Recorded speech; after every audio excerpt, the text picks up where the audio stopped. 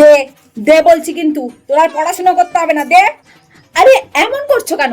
উফ, বইটা দাও। বই বই দিয়ে কি হবে রে তোর? হ্যাঁ, ছাগল চড়াই এমন একটা ছেলের সাথে তোর বিয়ে দিয়ে দেবো, তোর আর পড়াশোনা করতে হবে না, ছাড়। না, আমি বিয়ে করব না, আমি এখন পড়াশোনা করব।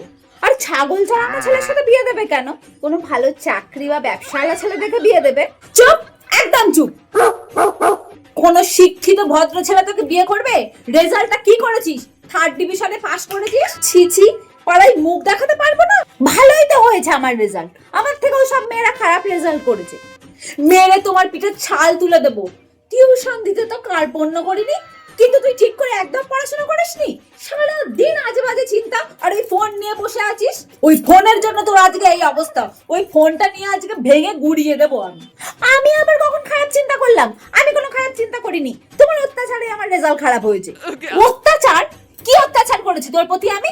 ওগো শুনছো, তোমার মেয়ে কি বলছে শোনো। কেন সামনের বাড়ি ওই বুলটি মেয়েটার সাথে আমার রাত দিন তুলনা করনি?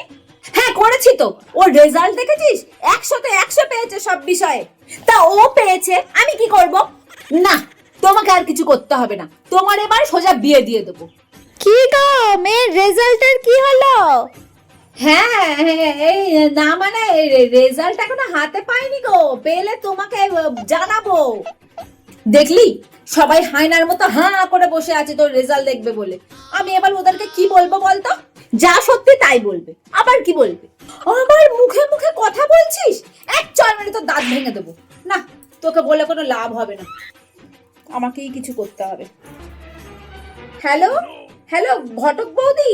হ্যাঁ বলছি, তুমি আমার মেয়ের জন্য ওই টাক মাথা একটা ছেলের খোঁজ দিয়েছিলে না? হ্যাঁ হ্যাঁ, ওই টাকলু ছেলেটা গো।